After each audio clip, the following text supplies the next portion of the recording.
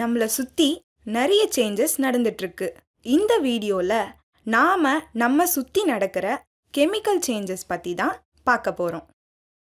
நம்ம chemical changes பற்றி தெரிஞ்சுக்கிறதுக்கு முன்னாடி போன கிளாஸில் நம்ம படித்த சேஞ்சஸ் டாபிக் பற்றி ரிவைஸ் பண்ணலாமா? சேஞ்ச்னா என்ன சொல்லுங்க பார்க்கலாம். கரெக்ட், ஒரு பொருள் இன்னொரு பொருளாக மாறுவதை தான் நம்ம சேஞ்ச்னு சொல்கிறோம். புதுசாக உருவாகிற ஒரு பொருளை பழைய பொருளோட கம்பேர் பண்ணி பார்த்தா வேற மாதிரி இருக்கும். எக்ஸாம்பிளுக்கு ஐஸ் கியூபை எடுத்து வெளியே வச்சா கொஞ்ச நேரத்தில் உருகி தண்ணியாக மாறிடும். மரம் எரிஞ்சி கொஞ்ச நேரம் கழித்து சாம்பலாக மாறிடும். சேஞ்சை ஃபிசிக்கல் சேஞ்ச், கெமிக்கல் சேஞ்சுன்னு ரெண்டு வகையாக பிரிக்கலாம். முதல்ல நம்ம ஃபிசிக்கல் சேஞ்ச் பற்றி பார்க்கலாம். ஃபிசிக்கல் சேஞ்ச் நடக்கும்போது பொருளோட அளவு, வடிவம் சேஞ்ச் ஆகும். ஆனால் பொருளோடைய கெமிக்கல் காம்போசிஷனில், அதாவது பேசிக் சப்ஸ்டன்ஸில் எந்த ஒரு சேஞ்சும் ஏற்படாது. புதுசாக எந்த பொருளும் உருவாகாது. ஐஸ் கியூப்ஸ் உருகி தண்ணியாக மாறும்போது சாலிட் ஸ்டேட்டில் இருந்து ஐஸ் கியூப் லிக்விட் ஸ்டேட்டில் தண்ணியாக மாறிடுது. இப்போ பலூனை ஊதும்போது பலூனு பெருசாகுது, ஆனால் புது பொருள் ஏதும் உருவாகலை. பேசிக் சப்ஸ்டன்ஸில் எந்த ஒரு சேஞ்சும் ஏற்படலை.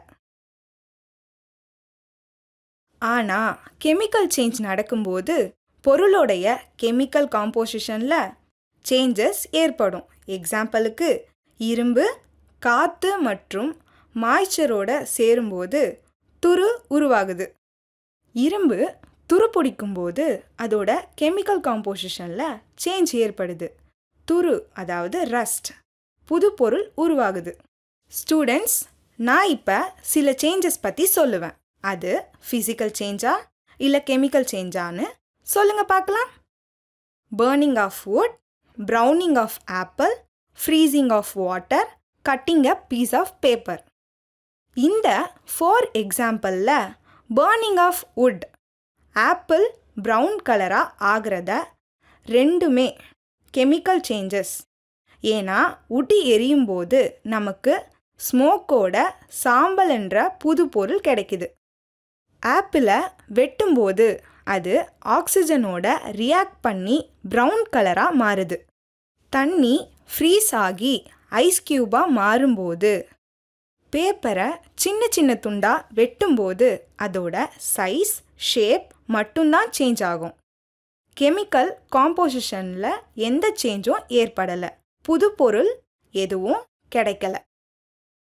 கெமிக்கல் சேஞ்சஸை கெமிக்கல் ரியாக்ஷன்னு சொல்லலாம். கெமிக்கல் ரியாக்ஷன் எப்படி நடக்கும்? ஒன்று அல்லது அதற்கும் மேற்பட்ட பொருள் ஸ்பெசிஃபிக் கண்டிஷனில் ரியாக்ட் பண்ணும்போது ஒன்று அல்லது அதற்கும் அதிகமான புது பொருள் கிடைக்குது.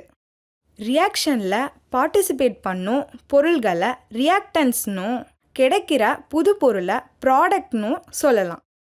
கெமிக்கல் ரியாக்ஷன் எப்போ நடக்கும்? Physical contact, heat, light, catalyst போன்ற ஸ்பெசிஃபிக் கண்டிஷனில் தான் கெமிக்கல் ரியாக்ஷன் நடக்கும். கெமிக்கல் ரியாக்ஷன் போது என்ன நடக்குது வாங்க தெரிஞ்சுக்கலாம். நம்ம எக்ஸாம்பிளுக்கு ஹைட்ரஜனும் ஆக்சிஜனும் சேர்ந்து வாட்டர் உருவாகிற கெமிக்கல் ரியாக்ஷனை பற்றி பார்க்கலாம்.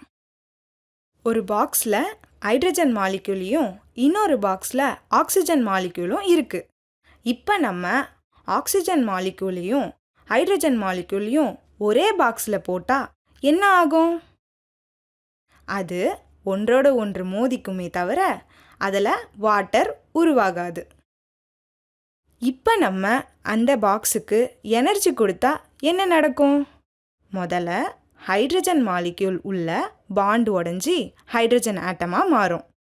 அதுபோல் ஆக்சிஜன் மாலிக்யூல் உள்ள பாண்ட் உடைஞ்சி ஆக்சிஜன் ஆட்டம் கிடைக்கும்.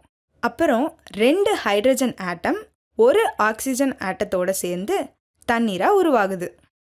இப்படி தான் ஹைட்ரஜன் மாலிக்யூல் ஆக்சிஜன் மாலிக்யூல் உள்ள பாண்ட் பிரேக் ஆகி வாட்டர் மாலிக்யூல் உருவாகும்போது நியூ பாண்ட் ஃபார்ம் ஆகுது.